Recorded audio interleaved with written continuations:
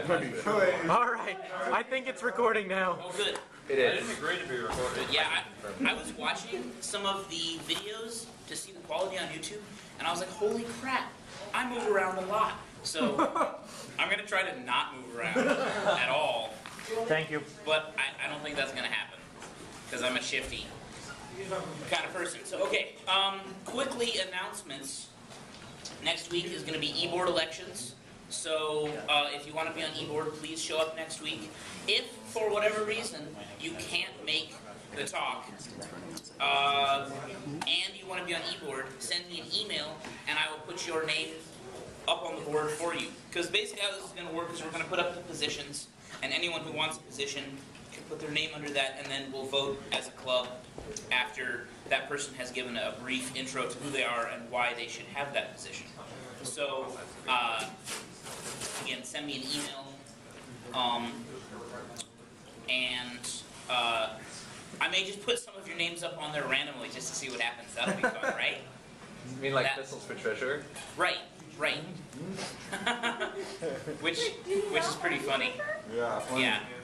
Because it'd be hilarious if he was treasurer. Rainbows for president. Yeah. Okay. So,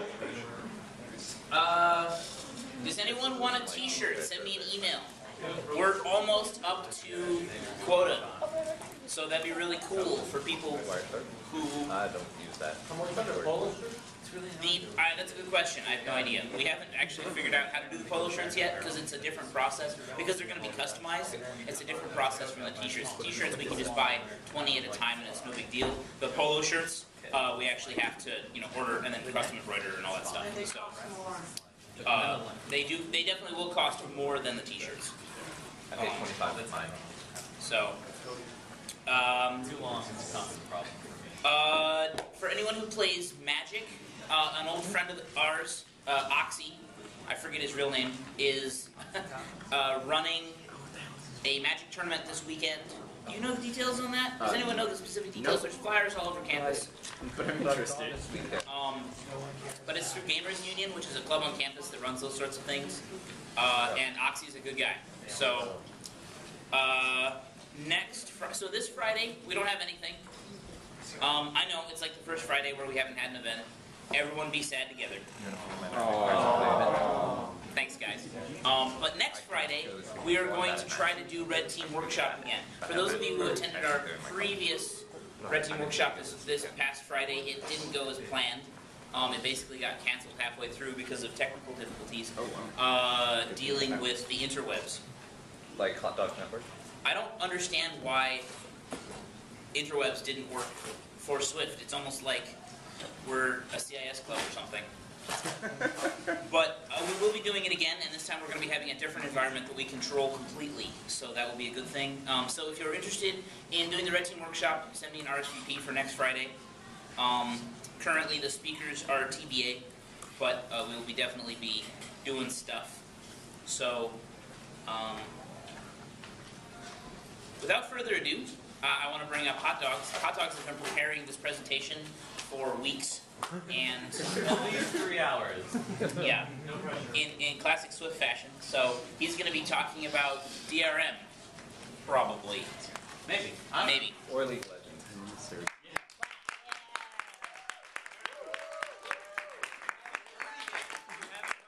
Stop clapping. I'm just happy to see you. Yeah. That's my slide on DRM. If any of you have any questions about the campus network or something, please feel free to ask. I'd love to talk about something else. Yes, a question? Oh, what's DRM? So DRM is digital rights management. So it's kind of tied in with copyright and intellectual property in the digital space, because traditionally, in the historically, copyrights and ownership of content has been controlled just because it was all transmitted on physical media. And the physical media was expensive or hard to produce, so you have things like books and tapes and CD-ROMs. They all ended up representing the content that they contained, even though they were actually separate entities, because the idea is separate from the actual physical medium it's stored on.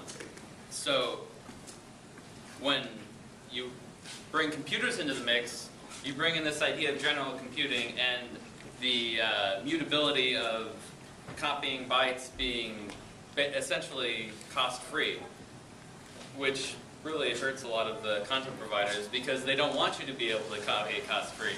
So when you end up with a global network, you have the physical media existing in one place, and then everyone just gets it from the physical media, and the content provider doesn't get paid when you copy it. So DRM is a way to make it so that you have to pay them more, because everyone likes to pay them more. Because obviously, everyone getting information for free, everyone spreading culture for free would put artists out of business, and artists would stop making culture because obviously they're all in it for the money, and then we'd all be culturally bankrupt, and then I don't know, we'd work harder? No, that's not what so, any questions? What's DRM? What's DRM? What are the primary methods of digital rights management? I think let's see, what did the Wikipedia page say? No, usually it's instead of getting a physical copy that's unencumbered, that's completely usable any way you want, they end up making you require a key for it, or requiring specific hardware to read it that's specially designed with keys to read it, so that the media you buy is encrypted and then it's decrypted when you buy it. Of course, all the implementations like DVD, HD DVD, Blu-ray, they have all had implementations of this, and they've all been broken or the keys have been leaked. So they haven't been too effective, but they've been effective enough to stop the casual copier. And the scary part about this is that even though, so you think, oh, I bought it, and then I downloaded a key off the internet, I can rip it off, I can rip it, right? Well, the person who puts the key on the internet or puts the software that circumvents this, because of the DMCA, they are now actually committing a crime of providing you with the ability to use something you bought in a way that the producer didn't intend to. So that's one of the bad parts of the DMCA, which it has a lot of bad parts. Apparently a good part is that it protects ISPs from being sued directly by content providers. And that's what the DMCA's notices are about. They're not about deleting the content. If you get a DMCA notice, this is a segue completely. If you get a DMCA notice, it's a cease and desist to stop sharing. You don't have to delete the content, you just have to stop uploading it. That's what we want you to do. That's what the campus wants you to do. That's what every ISP wants you to do to stop getting notified. Stop uploading it. So if you respond and say I deleted it, that doesn't matter.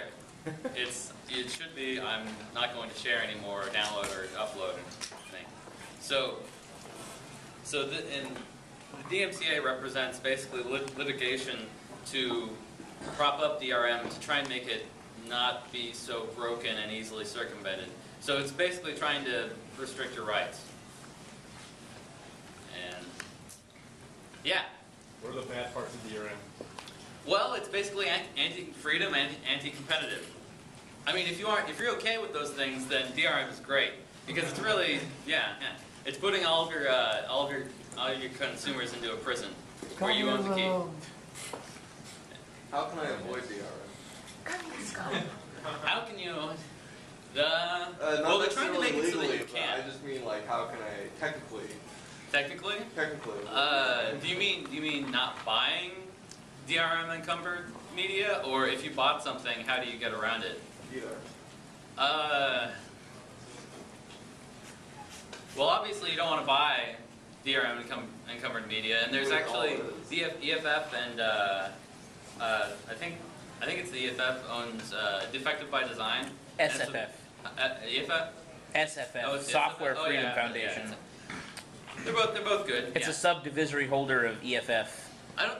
LLC. I don't know. No, I'm joking. Yeah. QR. But the The more Free acronyms, Software Foundation has Defective by Design, which is I think it's just a website specifically about products and services that will give you DRM encumbered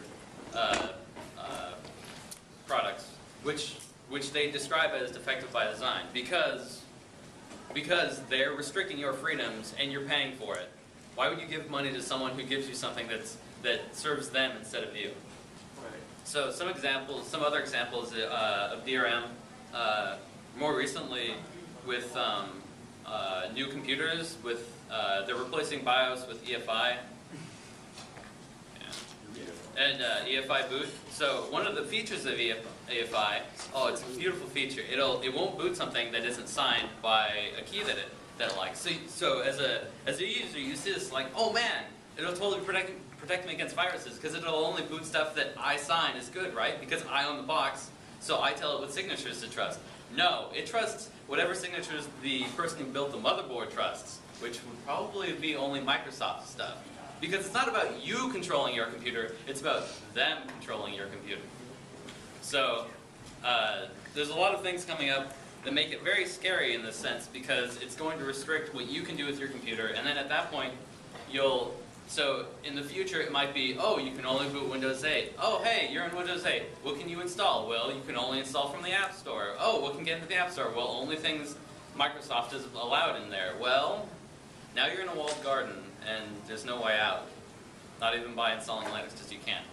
So it's a very scary future, and that's actually the scariest part about DRM is that it's leaning into a general war a war on general computing, where the idea that you can buy a computer that you can have it do anything, they're trying to railroad you into not being able to do that with the EFI boot and stuff like that, where it's becoming, we want to sell an appliance because it's a lot easier to say your appliance is old and broken, buy a new one, or your appliance says you have to put in your credit card to watch this movie. When there's no technical reason to do that, they just want to charge you again and again and again and again. That's why you shouldn't do that. Shouldn't let them do that.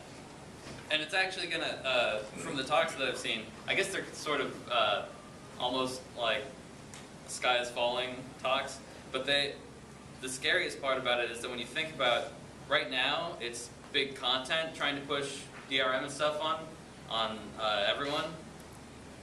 And in the future, I don't know how many of you know about what Monsanto does to countries in Africa and farmers and stuff. If someone ever produces a general computer that can build gene sequences or create seeds, how hard do you think they're going to hit that? Because they destroy countries in Africa, or they own countries in Africa through bribes, and they destroy farmers, and they've patented gene sequences. They're not going to let you have a computer that can do that. They're not going to let you have a computer at that point. And so, in some sense, things are going to probably get worse as computing gets better. We'll see when they cross, and then when the world explodes, and then I go into hiding. Why? Start stockpiling CPUs. Why should we care about DRM? If we don't do anything, it's not going to be a big deal, right? I already paid for my content. Why should I care? Because you should value freedom. That's about it. Yeah. No. America. Well, and you begin to, as you look at it, you begin to wonder the basis of copyright laws in general. If you look back, it's almost like the original idea of copyright was to encourage creativity or creative works to be created. And so we as the people gave up our ability gave up our right to copy for free with the incentive that other people would be creating lots of work. And partially because actually making pirated copies on a large scale was difficult and expensive, so it's like you're giving up a right that you can't exercise anyway. Well, the world has changed, and it's actually really easy to copy things on a global scale, and we would like that right back, actually, because there's no reason to give it up at this point. And I think the world would be better off, and it's hard to imagine a scenario where the world wouldn't be better off without it. You'd probably get a lot less people in it for the money, which I think is good, because money is a shitty motivator, so. And in the end, wouldn't it be better, instead of forcing people to pay for your paid stuff, making free content, and then asking people to pay you back? Yeah.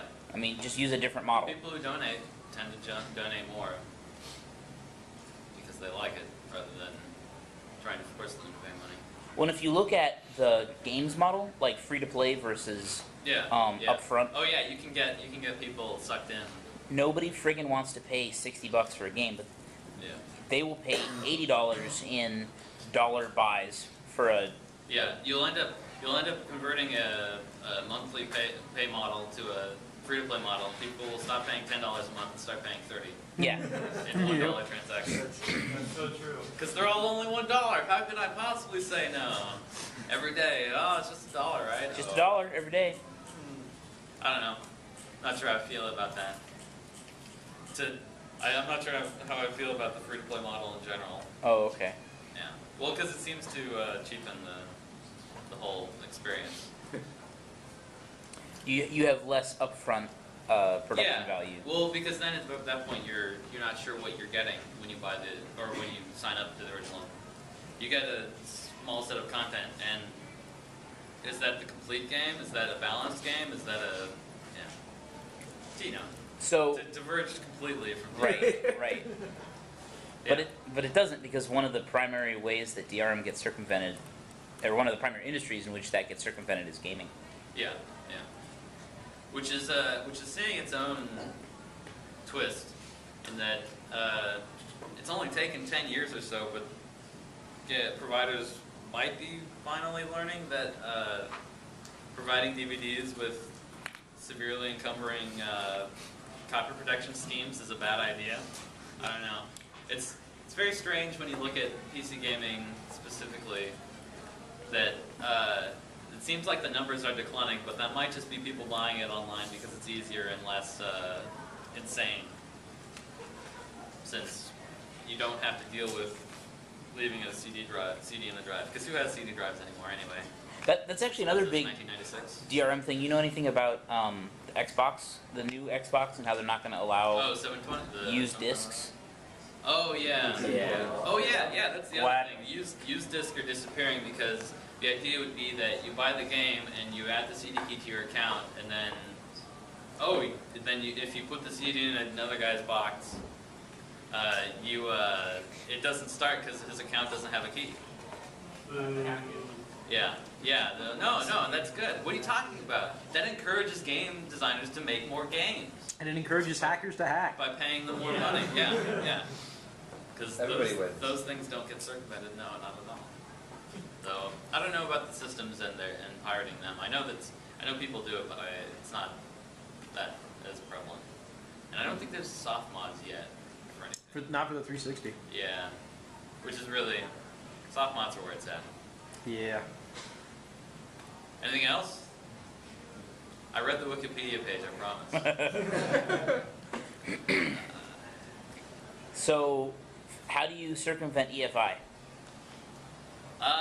You don't. I think there was back and forth on it because the problem was you could make it the Windows 8 requirements required EFI boot to be able to verify the signature, but it didn't require it to allow you to add new signatures or something. So it was sort of vague on whether or not you'd be able to add your own, or if you'd just be stuck with only booting Windows.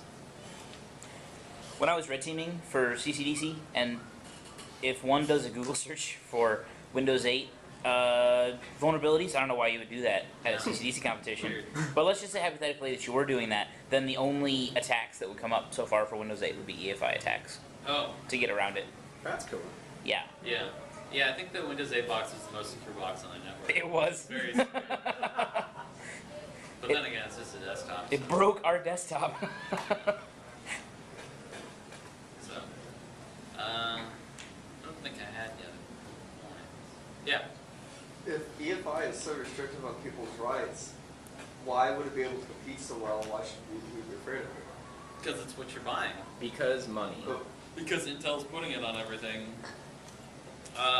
It's not, and that's the problem is it's not restrictive. It's just that more recently someone realized that. Well, so with BIOS is old thing, and it's all. The point of people making bootloaders for a BIOS operating system is do what you need to do and get the hell out of there, because it's crazy and weird. But with EFI, if you're making, it's basically its own modern little operating system. I mean, in EFI BIOSes, you have a mouse and stuff, which is really weird and makes me uncomfortable. But the point is, it can do crypto and stuff. So they just throw in, why don't we do crypto on the kernel? And it is a good idea. It's just DRM ends up turning into what can we force the consumer to do rather than what control can we give the consumer over their own computer. Which is why it's usually described by FSF and Richard Stallman as digital restrictions management. Because it isn't about making a computer that can be controlled by the owner. It's making a computer that can be controlled by someone else to keep you from using it the way you want, which is sort of against everything the FSF stands for. Slightly. So. Is it true that copyright has been extended purely for the preservation of Mickey Mouse for Yeah. Disney? That's the other problem with DRM, and that's one of the reasons that I feel it loses credibility anyway. Is that not only is big content trying to force you to buy things over and over arbitrarily, they are also lobbying for laws that extend copyright expiration dates. So I don't know what it's at now. Is it broken 100 years? It's life plus 70 from. Yeah, so they don't actually make it so that you can copyright something infinitely. They just lobby every time their precious IP is about to expire. They just lobby to get 20 years at it. And I don't know when it's going to actually stop and not work. But the ridiculous part is that it's just absurd that Mickey Mouse isn't in the public domain. A copyright when it started, I think, was supposed to only last for like, I don't know if it was life. It was Plus, like, it was 10 years or actually only something? 20 years. Yeah, it was wasn't never supposed life. to be more than like 2 dozen years. So And then it got turned into 25. Yeah, plus so the everything- 25 extension. so almost everything from the last century should be in the public domain. And I think we would be a lot better if it was in the public domain. But oh well, I guess I have to pay someone to watch Cheers still. Or not. Yeah. So. Then the other interesting side to this is for services that use online registration or keys that call home or things like that. What do you do in 20 years? How do you view that in 20 years? How do you play a game that requires a server in 20 years? That doesn't exist. Yeah, because they're not going to run it for 20 years. They don't care. How do you view any of this any of these monumental historical games, videos, etc.? How do you see any of this? Well, you pay them again at that point, I guess, if they even care. So everything that could be lost. Oh wait, there's one group of people. There's the people who are cracking things that make them work anyway. Oh, those people make it work. So for historical value, the crackers and all the people making all the wares groups are actually preserving history, whereas all the content producers are destroying it. So, I don't know. I think you can tell whose side I'm on. I've legitimately never thought of hackers as historians before. That's pretty cool. Yeah. That is really cool. So it's the only place it's being safe. Yeah. Like, TV shows that broadcast once, who do you think has a copy of something that was lost by the producer? Someone who has a VHS tape who taped it. Who do you think wanted to stop that? Yeah. So, So if we're extending copyrights to 100 years and beyond as opposed to just 20 years, doesn't that encourage copyright holders to make new content? and that's the original idea of copyright, right? To encourage creating content. So if I can create content and hold it for 100 years, that's pretty cool. But that's also beyond my lifespan. At a point, how many? Like, do you go to 200 years? How much beyond my lifetime does it have to be for me to be encouraged by it? Well, I'm just kind of digging around. I figured Yeah. if it's only 20 years, There's that's obviously actually going more to be. encouragement. Yeah, because you're I not think gonna there's get paid. diminishing returns, and there's no. Yeah, you're not. If anything, you're not encouraged. At this point, you're not encouraged to create new content. You're encouraged to milk the shit out of the old stuff. But someone over there. What about the cost of producing content? If you cannot adequately cover the cost of producing it, you shouldn't have produced it. It's called economics. I mean, there are big projects that probably wouldn't be possible without significant funding. And actually, the scariest part about it is when you think about it. If you said everyone who watches this show, you just pay up front for the season, and then you get timely versions of it as it comes out, right? If you had everyone who would watch it pay for it up front like that, I don't know if it would be enough to fund it. If you said no ads, and so I don't know if you could actually get everyone to pay up front and it would be comparable to the ads. Because if the ads will pay more, then you're obviously going to lose content if you have everyone stealing everything. But I don't know what the alternative is. Because the alternative is a walled garden where you can't do anything that you want. And I prefer freedom over TV shows. Besides, it's not like, I don't think content would disappear either. I'm pretty sure there are people who want to make content more than they want to get paid. And it's not that they make it at a loss, but that they make it and they probably make money on it, but it's the hurdle of trying to convince a business to do it that, whatever. Businesses suck anyway. That's the problem, not the solution. And the other thing that you might not be aware of that's sort of related to this is the when you buy blank tapes. Yeah, when you buy blank tapes, yeah, and CDs, there's actually a private copying levy where they add a charge to it, and then that gets paid to a company that distributes it to the big content guys, because they were mad about people copying their stuff. So you're being taxed by people that you might not even be copying, and they're getting paid for you buying blank media. Don't think about it. Don't think about it. It's just to appease them because the world's changing and they don't want to change with it. It's just to make you mad, extra mad, extra rage. Yeah? Do you see the article about the 92-year-old war veteran who sent 300,000 pirated movies overseas to troops?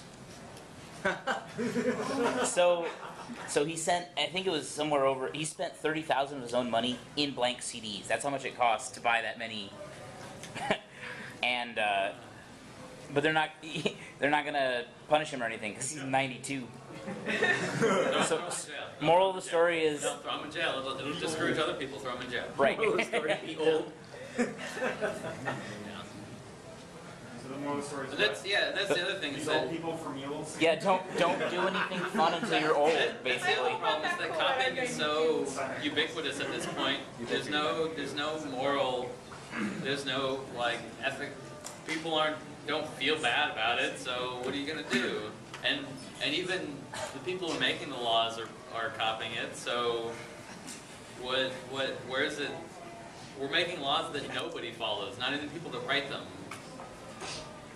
Oh, but if you had computers that didn't let you do it, then it wouldn't happen. Yeah. Are there any examples of DRM done right? Steam? And that's the other thing. Well, that's yeah. I almost forgot about that. The one DRM that I gladly take is Steam, pretty much. And that's and the difference there is that Gabe Newell. Praise his name. The owner of Valve that runs Steam. He said that the battle between piracy and producing content isn't a battle of putting handcuffs on people pirating. You're never gonna be able to do that. The best competition you're having is producing a better service. You need to produce a better service than the pirates. The pirates can give their stuff out for free for download all the time. So you have to build a service that's better than that, but costs money. Good luck. But Steam actually is that service. It does updates for free. It does downloading. Everything's just in the client. It's all in there. And I've happily bought games that I otherwise would have stolen. Turn that off. Borrowed. Yeah. Borrowed. Yeah. It will be stricken from the record. Yeah. Edit that part out. That I bought later. Games that I otherwise would have bought later. Yeah. But I think that's a lesson for the other media industries is that you have to compete with the underground, not lock them up, because you aren't going to be able to lock all of them up, because someone's going to do it. And the more you attack them, the more They become martyrs. yeah, it turns criminals into heroes. And who doesn't want to be a hero? You can go to jail first. Yeah. As long as you sing my name in the streets. Yeah. Hey, so have you heard of CISPA? And like, I don't want to talk about Topa CISPA anything. Oh, I don't. CISPA. recently passed. Is it relevant? I don't know how. Yeah. It's about freedom, sort of. Freedom, sort of. Sort of. Freedom, sort of. Sort of freedom? Sort of freedom. Soda freedom? No, sort of freedom. Yeah. Mini Forget freedom. what it is. Do you remember? Oh yeah, go to Wikipedia. Yeah. Don't do it on the one they can see. But we have to. Yeah. So we can take I read about it just the other day. It's all gone. Watch the Wikipedia links all be purple. Oh yeah, well that's freedom, but that's not really DRM. I don't think the government's interested in you downloading, No, not at to all. be perfectly honest, yeah. I know, I'm not. Well, really, the idea of CISPA is that it's a continuation of SOPA and IPSA. I forget what the other one is. Hippos. IPSA, yeah. Whatever the other one was. Well, people keep saying they're the same, but I thought CISPA was just that the ISPs can share your information with the government for free. Or other That's- ISPs. Oh, For no reason. yeah, oh. Right. Does it say content providers? Probably. They're probably in there. Then again, your ISP is generally a content provider at this point anyway. Because Time Warner, I think the other ones are Verizon. I think they have their own media service. I don't know. They're all mixed in together. Because that's good. That's good. You want everything compiled into one big ball of oppression. And money making. Yeah. It's just like with the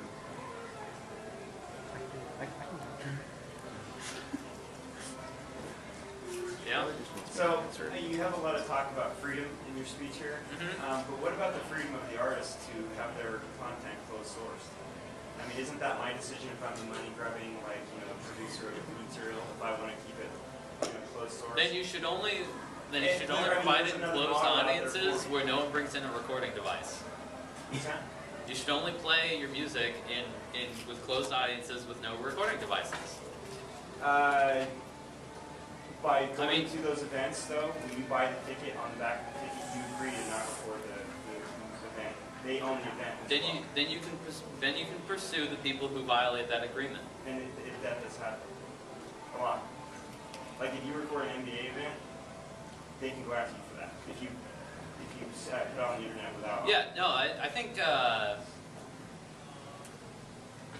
it's hard because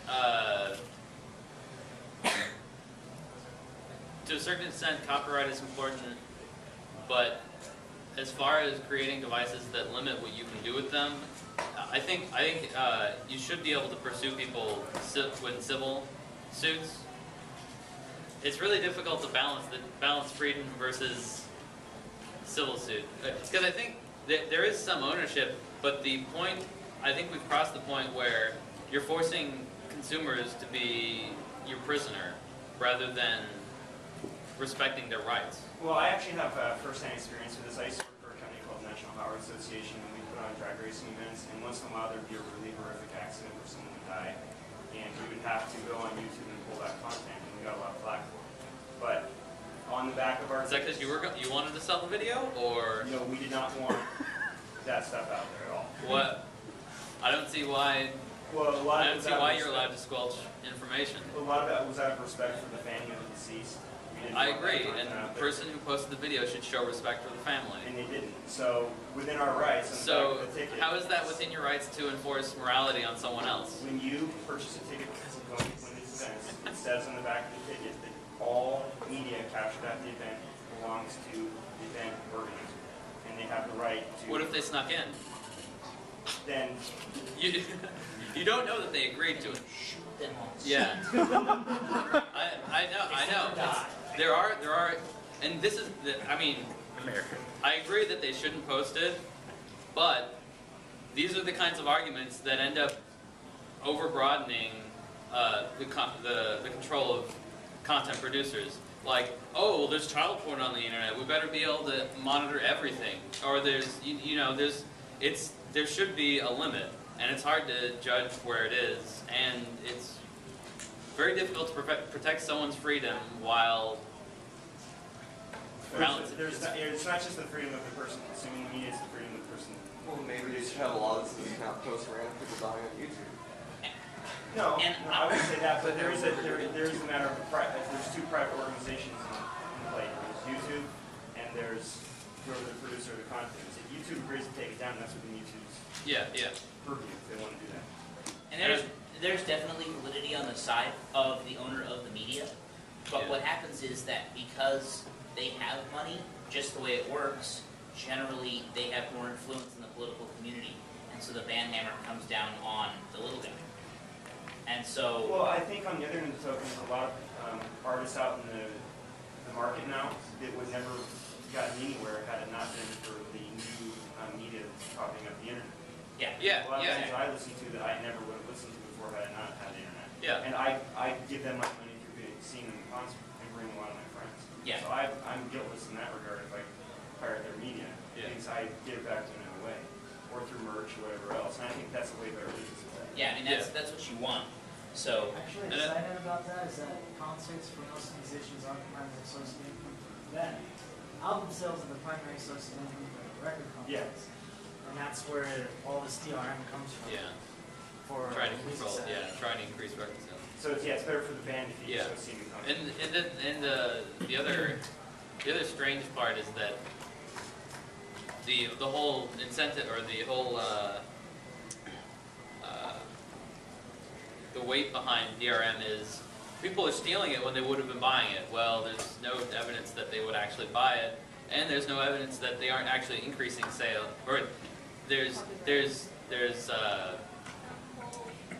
logically there's evidence that by spreading word of mouth, they might be increasing sales. Even if they don't buy it themselves, if they get 4 of their friends to buy it, then you increase sales. But if you don't let them copy anything, then It's a very good argument. I can personally attest to that. I would not buy half or maybe even 75% of the media that I currently own. So, Yeah. Well, like nobody's gonna be happy if you take away a service you don't now offer them something else as an alternative. If they can already do it without paying for it, why should they pay for it if you're not gonna offer them something better? moral obligation. and oftentimes, lots of free services are provided. So then when you take away those free services, you're not losing anything, it's free. Why don't we just start putting ads like in the middle of songs? oh God. Oh my goodness. Or like between each track. Oh, you know? one of my coworkers keeps asking me when there's gonna be ads in Google Voice. You're talking, and then an ad will come on in the background. I hear you talking about Taco Bell. It's gonna happen. I don't know. I don't want to live on this planet anymore. Exactly. That's why I'm buying a cabin. In space? No, I gotta get out the maps, find the spot where water, electricity, and internet cross in the middle of the cabin right there. I think the biggest Yeah. issue though Alright. on all of this is it's just the word, the letters and the law. That's really keeping away from content and from creativity and from everything, like from the artist to the consumer. I don't know, even the CISPA is worse than SOPA was and the ISP one was and everything, so I don't know. I don't think What hot can you dogs. do about it?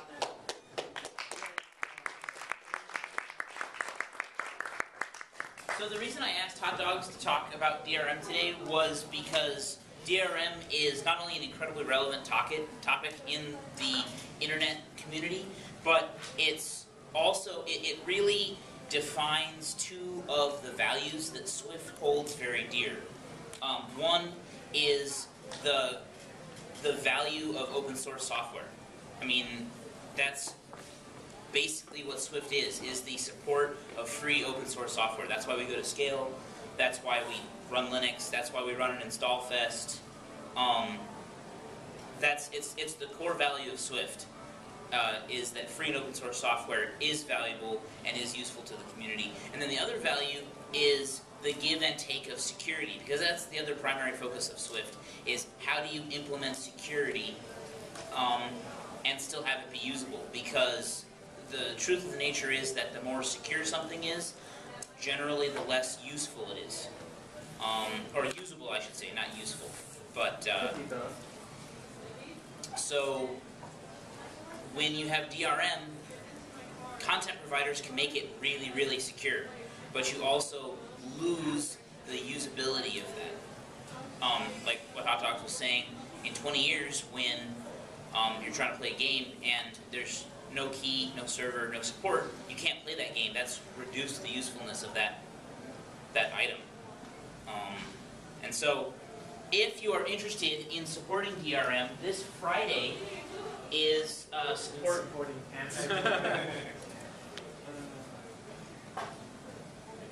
It's affected by design. Did I say support before? Yes. Yeah. Well, you guys know what I meant.